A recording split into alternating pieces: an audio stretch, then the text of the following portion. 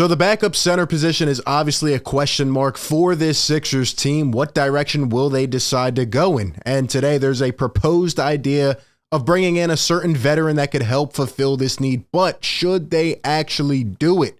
We will break it all down, man. Let's go. Perfect.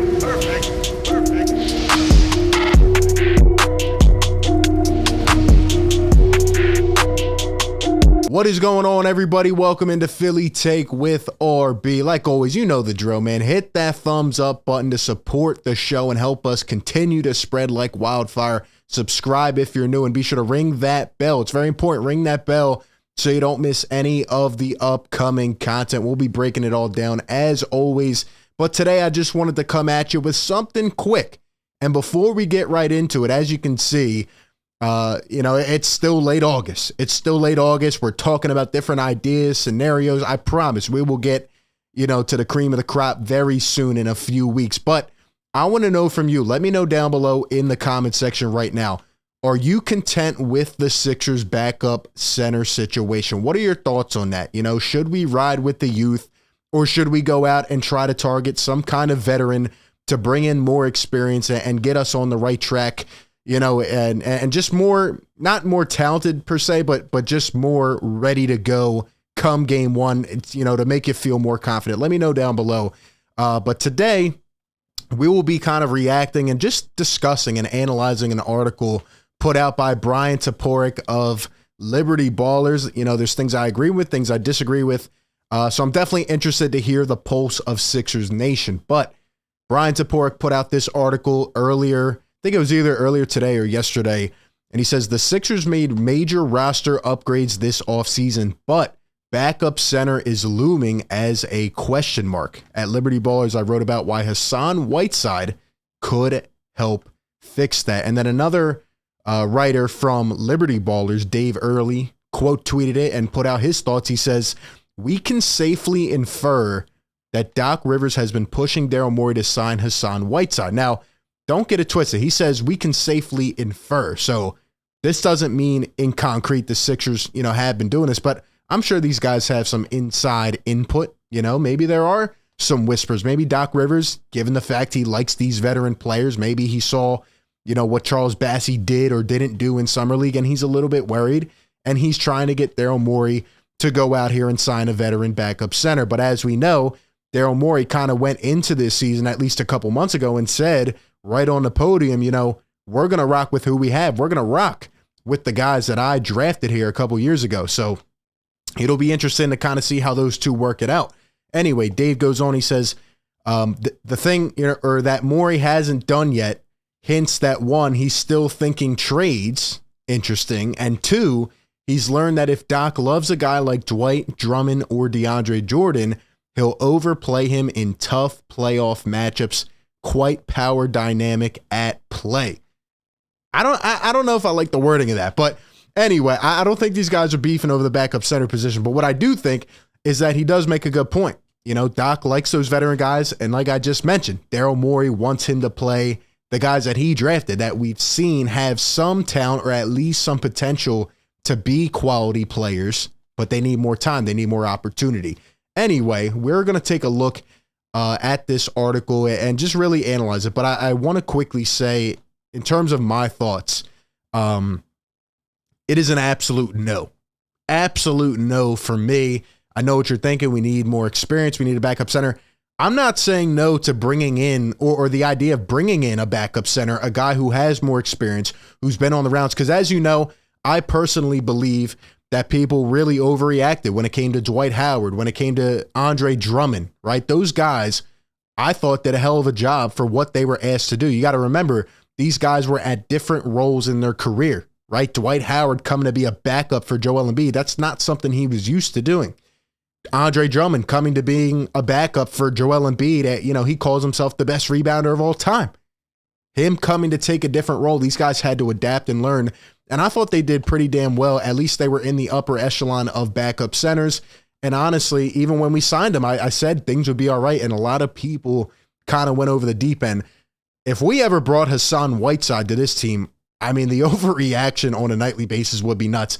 I don't want to bring that guy in here. And it's not because of a talent purpose. I think Hassan Whiteside actually does have basketball talent. But as we've seen time and time again, the numbers don't always tell the story. And I don't believe he has all of it together here.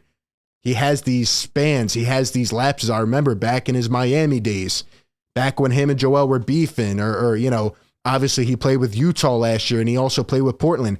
He's just not always locked in. And I just want to show one video. This doesn't tell the whole story. I'm not trying to completely knock him as a player. But look at this play, okay?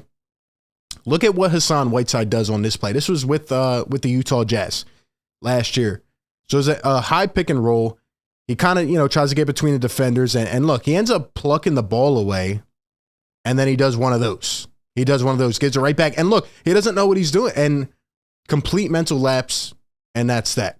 There's also been other talks before where, he doesn't really hustle, or there's just been a lot of things that have come up in his career, where people have really questioned, some of those wow moments, like what are you doing in that situation? And he has good numbers, as we'll read here in the article, but I just do not want Hassan Whiteside on this team. I don't think he will make it better. If it came down to Hassan Whiteside versus the youth, I'm going with the youth all day. But if there are, other veterans out there that could come in for a discount and have experience and are willing to adapt, I think it would be great. I liked what Andre Drummond did. Obviously, we all loved it by the time the middle of the season came. Dwight Howard, I thought, did okay.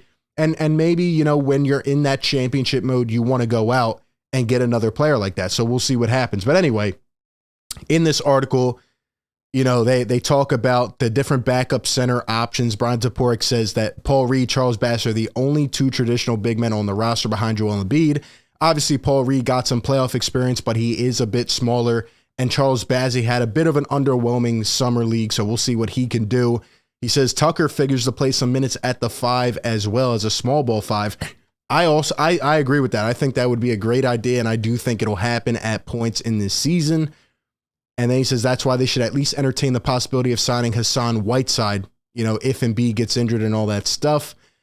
And then he says, they go on about the stats. Whiteside was one of the most productive big men in the league. He says, backing up Rudy Gobert, he averaged 8.2 points a game, 7.6 rebounds, and 1.6 blocks in 18 minutes per game. Once again, good numbers, solid numbers for a backup. I don't think it tells the whole story. And here's why. Whiteside was one of only 4 regular rotation players to average at least 15 points and 15 rebounds per 36, joining Gobert, JaVale McGee, and Omer Yurtseven. That right off the bat tells me what I need to know.